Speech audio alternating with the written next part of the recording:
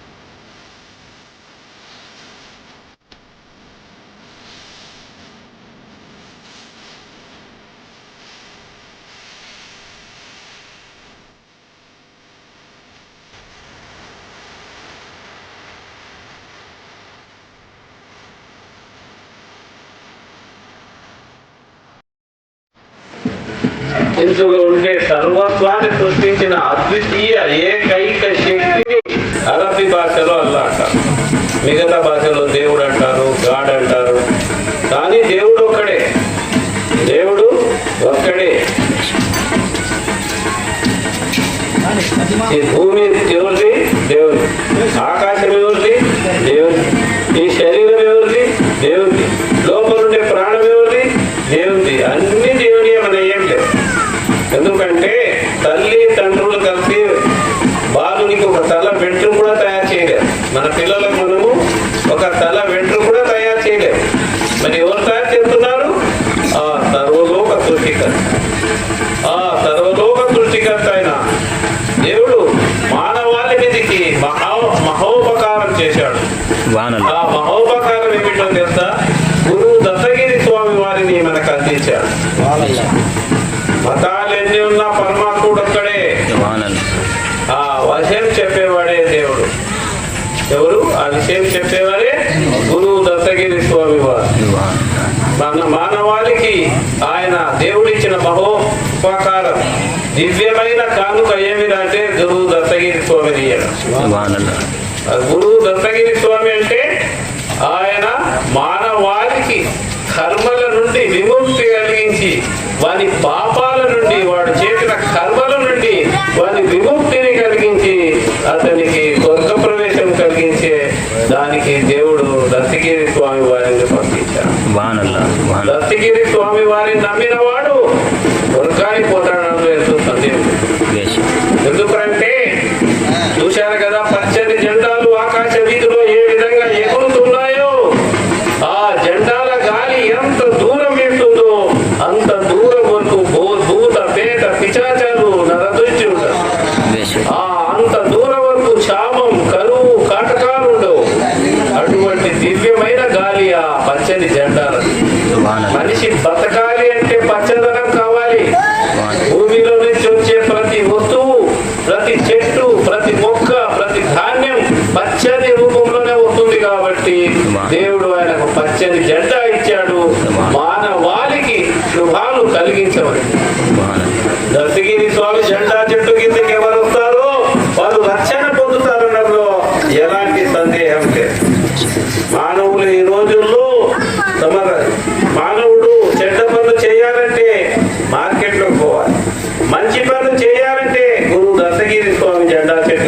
పంచుతారు. చూశారు కదా, అక్కడ ఏం చేస్తారు?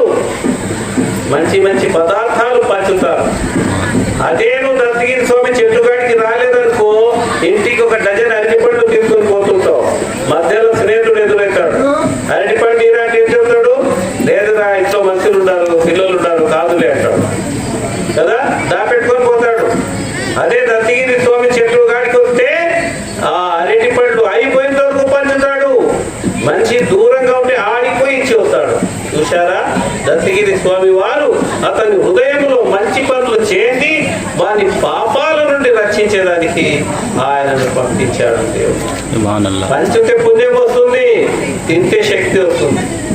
పంచినోనికి పుణ్యం వస్తుంది, తిండి పాపం పోతుంది. అటువంటి దివ్య ప్రదేశం ఇది. ప్రపంచంలో ప్రతిదీ కూడా ఒక స్థలానికి కట్టుబడి ఉంటుంది. సారాయమేటోడు ఉంటాడు ఒక అంగిట్లో, ఆడ పోయినోడంతా చెడిపోతాడు. ఎందుకు అంటే అక్కడ ఉండేవాడు ఇక్కడికి రావాలి, సారాయి తాగాలి, వాడు నాశనం అయిపోవాలి అని కూర్చొని ఉంటాడు ఆ సారాయి డబ్బా పెట్టుకొని. జూద గృహం ఉంటుంది, పేకాట ఆడే జూద గృహం. అక్కడ పేకాట ఆడేవాడు ఏమని ఉంటాడు? ఇక్కడికి రావాలా, అందరూ పేకాట ఆడాలా, నాశనం అయిపోవాలని ఉంటాడు. ఆ స్థలం, ఏ స్థలంలో ఏ వ్యక్తి కూర్చొని ఉంటాడో ఆ వ్యక్తి యొక్క ప్రభావం ఆ చుట్టుపక్కల ప్రభావితమవుతుంది. అదే విధంగా మన ఊరు మధ్యలో దత్తగిరి స్వామి వారు కూర్చున్నారు. ఆయన ప్రభావం మన చుట్టుపక్కల ప్రభావితం చేస్తుంది. మన పిల్లలకు రాబోయే ప్రమాదాలు, మన పిల్లలకు రాబోయే కష్టాలు, మన పిల్లలకు రాబోయే సమస్యల నుంచి తొలగిస్తారు. నేను ఒక తూరి నిజమైన సాక్ష్యం, భీమునిపాడు అనే గ్రామం ఉంది ఆర్లగడ్డలో. అక్కడికి మేము ఒకరోజు ఇలాగే పోయాం. పోతే జెండా చెట్టు చాలా బాగా కట్టారు అక్కడ. మేము ఆయన పోయి కూర్చొని చూస్తుంటే ఆ ఇంటి పక్కింటి ఆయన వచ్చాడు, రెండింట్లో అవుతారండి. వచ్చి ఏం చూస్తున్నారు, ఏ ఊరు మీది అన్నాడు. మాది పొద్దుటూరు స్వామి, ఆర్లగడ్డలో శిష్యులంటే వచ్చినాము, భీమునిపాడులో చూద్దామనంటే వచ్చినాము అని. ఏమి జెండా చెట్టు బాగా కట్టారు ఎవరు అని అంటే ఆయన నుండి రాణి స్వామి పోదామని ఇంటికి కూర్చొని పోయి బాగా ఇచ్చిన. అతని పేరు దత్తగిరి. ఆయన అన్నాడు, స్వామి ఈ ఇంటి పెద్ద చరిత్ర ఉంది అన్నాడు. ఏమిటైనా అంటే మా నాయన పేరు ఓబులరెడ్డి, నాకు 3 ఆడపిల్లలు పుట్టారు. మా నాన్నకు మగపిల్లలు లేరు. అందరి నుండి రెండో పెళ్లి చేసుకో, మగపిల్లలు పుట్టాడన్నారు. నేను రెండో పెళ్లి కూడా చేసుకున్నాడు ఆయన. డాక్టర్లు ఏమన్నారంటే మగపిల్లడు పుట్టాలంటే మొగోడిలో ఉండాల శక్తి, ఆ మొగోడిలో అవి ఉంటాయి, ఏవి క్రిములు, ఆ ఇంద్రియ గుణాలు ఉంటాయి. అవి ఉంటేనే మగపిల్లడు పుడతాడు, లేకపోతే ఆడపిల్ల పుడుతుంది. ఆ కణాలు మార్చాలంటే ఏం చేయాలంటే కేవలం దేవుని ద్వారా మాత్రం అవుతుంది. అప్పుడు ఆ ఊళ్ళో ఉండేటోళ్ళంతా ఆ ఓబులరెడ్డి గారి సలహా ఇచ్చారు, ఏం చేస్తే బాగుంటుంది అంటే దత్తగిరి స్వామి జెండా చెట్టు కట్టు, మగపిల్లడు పుడితే కోరుకోన్నారు. ఎందుకంటే పెద్ద సమేతను దగ్గర 200 ఎకరాల భూమి నేను సౌకాలి. అతను అనుకున్నాడు ఆడపిల్లలు ఉంటే అంతా పోతుంది కదా అని. సరే స్వామి, నా కొడుకు పుట్టే దత్తగిరెడ్డిని పేరు పెట్టుకుంటాను అని చెప్పి మొక్కున్నాను. మొక్కునే 3 నెలలకే ఆమె గర్భవతి దాచింది. సంవత్సరానికే సంతానం చూస్తేనే ఒక పిల్లడు పుట్టాడు. ఆయన సంతోషంలో ఆ దర్గా ఎంత సుందరంగా కట్టాడంటే రాయితో చాలా సుందరంగా కట్టాడు. కట్టి సంవత్సరము అక్కడ బంధువులు చేస్తాడు హోటల్కు. అతని కొడుకులు పుట్టారు. కొడుకులకంతా దత్తగిరి స్వామి పేర్లే పెట్టారు. ఓ కొడుకు విశాఖపట్నంలో ఉద్యోగం చేస్తున్నారు. ఇప్పుడు చాలా హాయిగా ఉన్నాను స్వామి, నాకంతా మగ పిల్లలే పుట్టారు అన్నాడు. ఎవరు? దత్తగిరి అంటే ఓబులరెడ్డి కుమార్. చూశారా దత్తగిరి స్వామి మహత్యాలు. మన పొద్దుటూరులో పెద్ద డాక్టర్ పేరు నాగ దత్తగిరి రెడ్డి గారు. ఆయన హుసేనోలి దర్గా ఉంది కదా ఏడ చింతగుంట దగ్గర, అక్కడ వరప్రసాద్. కాబట్టి సోదరులారా, గురువు దేవుడు ఒక్కడే, గురువులు వేరు. ఈ కలియుగ గురువుగా దేవుడు దత్తగిరి స్వామిని నియమించినాడు. కాబట్టి మనం ఇక్కడికి వచ్చి పుణ్యం చేసుకుంటే నా సమస్యలు తీరుతాయి. చూశారు కదా, వచ్చిన వాళ్ళంతా ఏదో ఒక తీపి పదార్థం పంచుతారు. ఇప్పుడు గ్యారమీ చేస్తాం, చేస్తే ఏం చేస్తాం? ఒడ్లీ పోస్తాం, పోసి అంతా పంచుతాం. ఇంట్లో దాపెట్టుకుంటామా? లేదు, అంతా పంచుతాం. అదే గ్యారమీ చేయకపోతే పోసి అంతా ఎండేసుకుంటాడు, వస్తాడు. ఒక ముక్క వచ్చాడు, అన్ని ఎండేసుకుంటాడు. ఎవరైనా చుట్టాలు వస్తే దాన్ని మీద బెడ్షీట్ వేయ తొందరగా వాళ్ళు ఏడాడుతారు పిల్లనాయకులని తొందరగా పైన ఆ ఎండు చేల మీద దుప్పటి కనిపిస్తారు మనం చూస్తాను ఎంతోమంది. కాబట్టి పంచాలి, పుణ్యం రావాలి అంటే కేవలం ఒక సత్యగిరి స్వామి వారి తప్ప రెండో అవకాశం. కాబట్టి సోదరులారా, ఈ దినము నిజంగా మన ఊరికి మహాసుదినం, మహా అద్భుతమైన దినం. ఈ రోజు గురు దత్తగిరి స్వామి జెండాలు ఊరు వీధి తిరిగి వీధులలో శుభాలను కురిపిస్తాయి, వీధులలో అభివృద్ధి కలిగిస్తాయి. మీ ఇంట్లో ఊరి మీద రాబోయే రోగాలు, పీడలు, కర్మలు రక్షిస్తాయి. ఆ జెండాలు ఏ వీధులు తిరుగుతాయో ఆ వీధుల్లో శుభాలు జరుగుతాయి. ఆ పిల్లలకు మంచి చదువులు వస్తాయి, వాళ్ళ అమ్మాయిలకు మంచి సంబంధాలు వస్తాయి, వాళ్ళ వ్యాపారాల్లో మంచి అభివృద్ధి జరుగుతుంది. కావాలంటే మీరు గమనించండి. కాబట్టి గురువు దత్తగిరి స్వామి వారు మానవులకు రక్షణ కోసం దేవుడు పంపించారు. ఆయన రక్షణ పొంది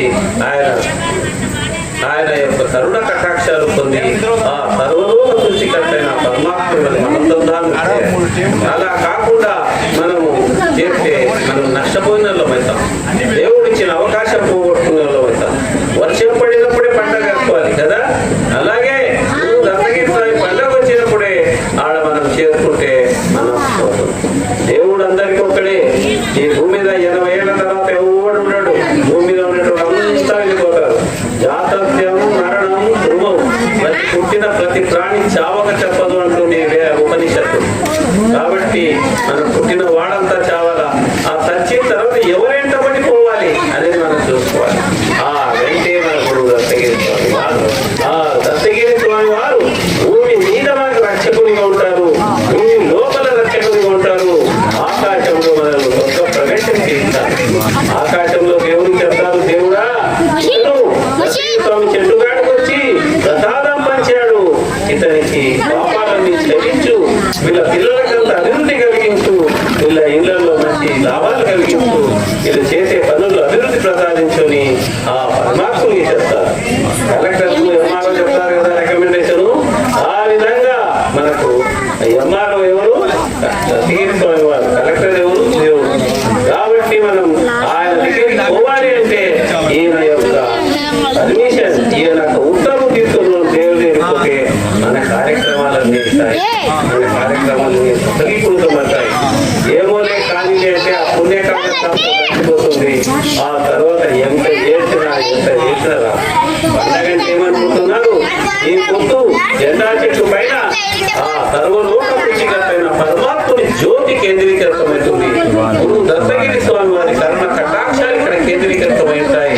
వాళ్ళకు లాభాలు కలిగిస్తాయి, మనకు రాబోయే కష్టాలు ప్రమాదాలు తొలగిస్తాయి. రండి దత్తగిరి స్వామి వారిని నమ్మండి, ఆయన ద్వారా రక్షణ పొందండి, ఇంకా మన లోకాలలో ప్రజాతులు పొందండి. ఆ పరమాత్ముని యొక్క అనుగ్రహం పొందాలని మనస వాచ కర్మ కోరుతున్నాను.